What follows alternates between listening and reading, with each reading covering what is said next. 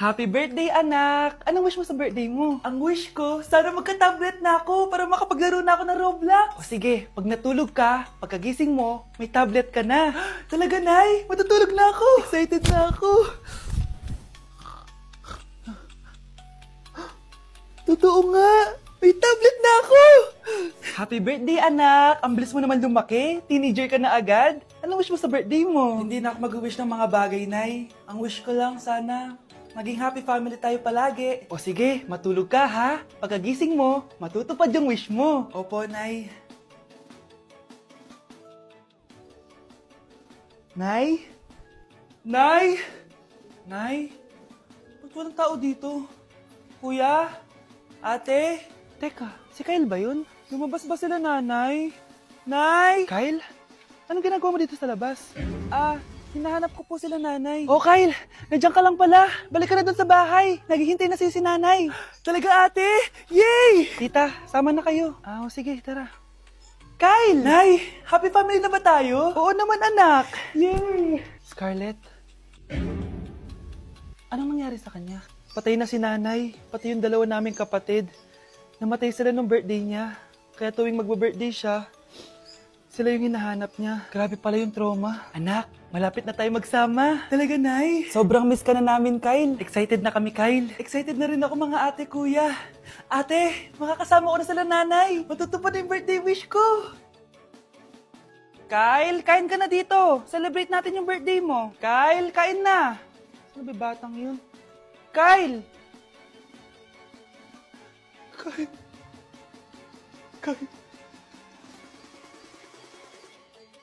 Anak, may bisita ka. Sino po, Nay?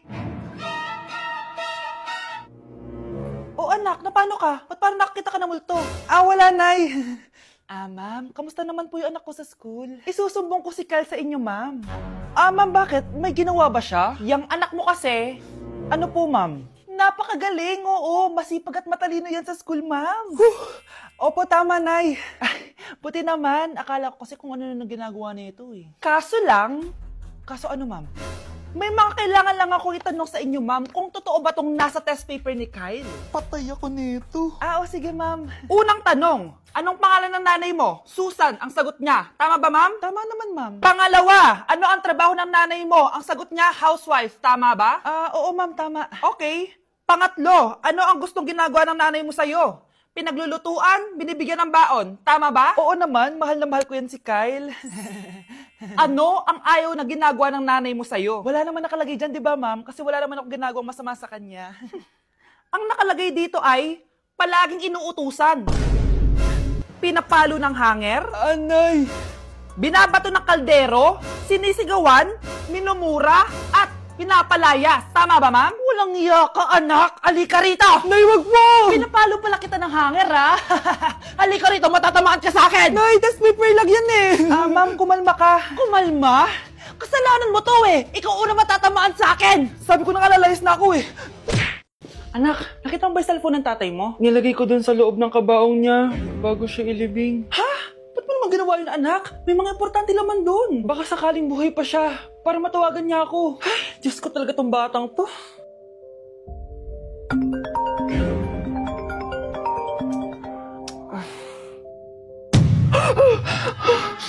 Matawag si tatay. Nay, kailangan natin pumunta sa sementeryo. Tumawag sa akin si tatay. Anak, pwede ba? Wala akong oras makipagbiruan sa'yo. Marami pa akong tatapusin trabaho. Pero Nay, pag di ka pa tumigil, kukunin ko yung cellphone mo. Tay, sumagot ka. Alam kong buhay ka. Sa lahat ng pwede kong makita, ikaw pa talaga. Jessica, tinatawagan ko lang tatay ko. Nababaliw ko na talaga, no? Patay na tatay mo, di ba? Baliw. Hindi, buhay siya. Ito tandaan mo. Kapag hindi ka pa tumigil sa kabaliwan mo, susunod ka na sa tatay mo. Sinabihan akong baliw ni Jessica tapos sinaktan niya ako. Totoo naman, di ba? Nabuhay ka. Anak, nabalitaan mo na ba? Ha? Ang alin, Nay? Patay na si Jessica. Natagpuan siyang walang buhay dyan sa may ilog. Ano? Ay, Diyos ko, kawawang bata. Tay, sumagot ka na, please. Ikaw!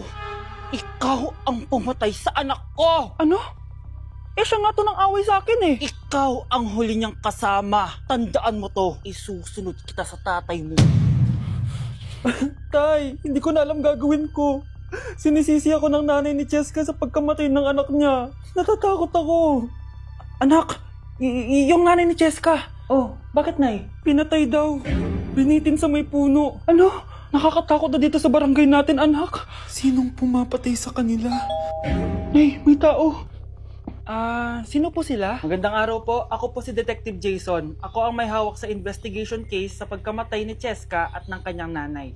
Bakit kayo nandito? Dahil dito.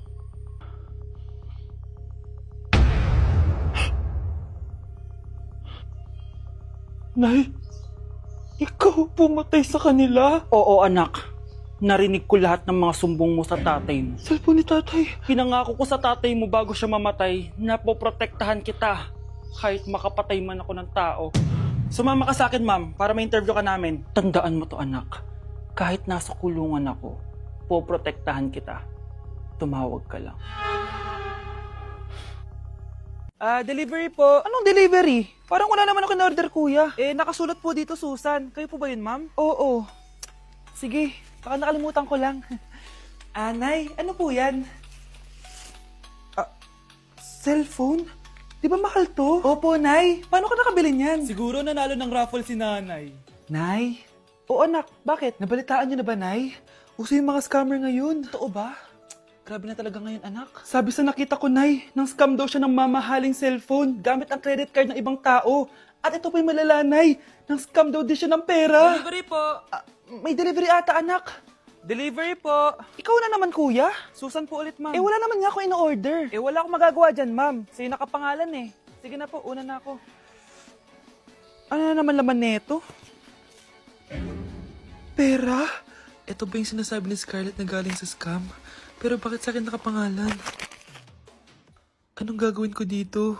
Hindi naman ako yung scammer. Nay, may naghahanap po sa inyo sa labas. Anak! Sige, pupunta na ako.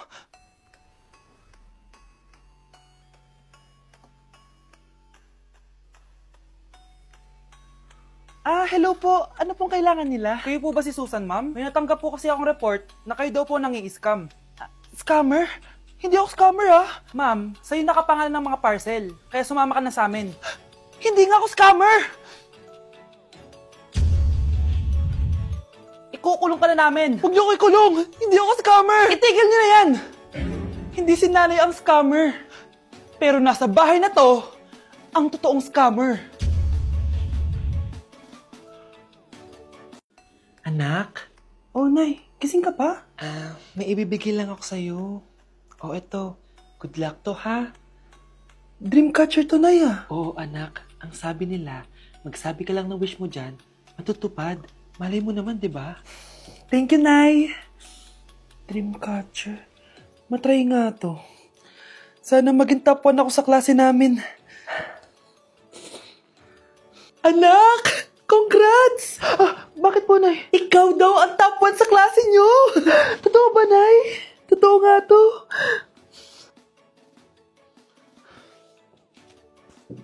Anak, saan ka galing? Nag-apply ako sa trabaho. Ayoko naman maging pabigat sa inyo habang buhay. Sana makabawi na ako sa inyo. Ba't di mo nalang i-wish yan sa Dreamcatcher? Malay mo naman, di ba? Oo nga, no, Nay. Nay! Tanggap na ako sa trabaho! Laki pa ng sahod ko! O, di ba? Sabi ko naman sa'yo, anak eh. Deserve mo yan. Nay, sa wakas, makakabawi na rin ako sa inyo. Bes, alam mo, ang yaman mo na. Bakit di ka pa mag-asawa? Ay naku, Bes. Kung may magkakagusto man sa akin, ang gusto ko, mabait at responsable. Parang si Joshua. Naku, Bes. Si Joshua pa. Puro trabaho yan. Hi, Scarlett. Pwede ba tayong mag-lunch together mamaya? Sure, sige. Saan ba? Ayun. Yan ay simula na love story nyo, ha? Ay, mahal. Grabe. Natupad na natin yung mga pangarap natin. May anak tayo. May malaki tayong bahay. May maayos tayong trabaho. Ay, sa wakas. Proud ako sa ating dalawa, mahal.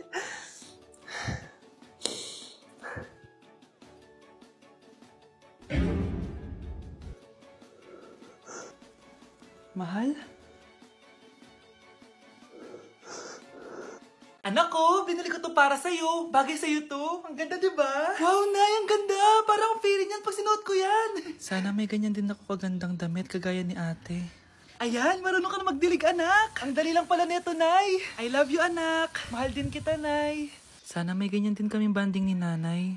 Nagugutom na ako. Nay, may ulam pa? Ay, sorry, anak. Kinain na kasi ng ate mo yung ulam, eh. Sige, Nay. Di na po pala ako gutom.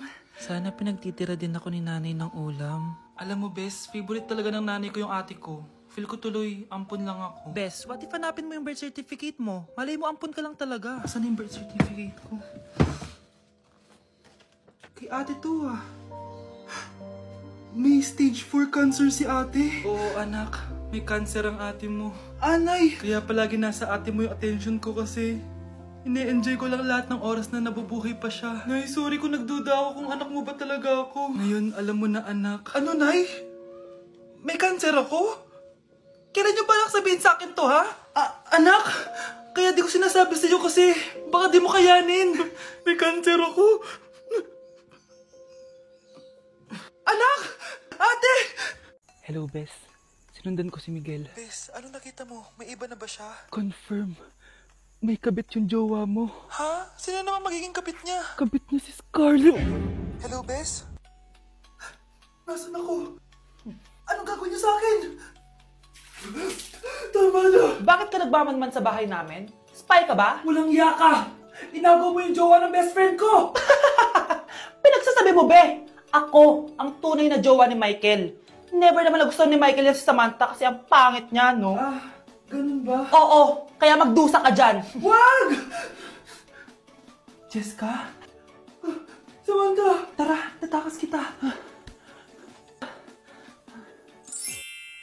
Grabe, Bes! Kung ano-ano na ginawa sa'yo, ang ganda mo pa din! Be, thanks to the perfect stay, velvet matte cushion, na Skintific. Bago ako pumunta dito para sundin si Miguel, nag-apply na ako neto. Dahil long-lasting ito, high coverage, and waterproof, siguradong all day fresh ka. We, talaga ba? O eto? O diba? Ang ganda ko pa din. Hindi na kailangan mag-retouch.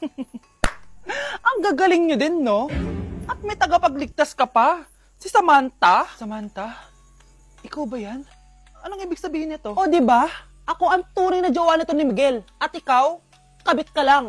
Pero walang iya ka. Pero babe, ikaw na mahal ko ngayon. Tingnan mo nga itsura niyan. Wala akong pake! Magsama kayo ng pakit na yan! Lumayas na kayo dito! Ang dadrama nyo, ha? Basta ako, ganda lang ang ambag ko.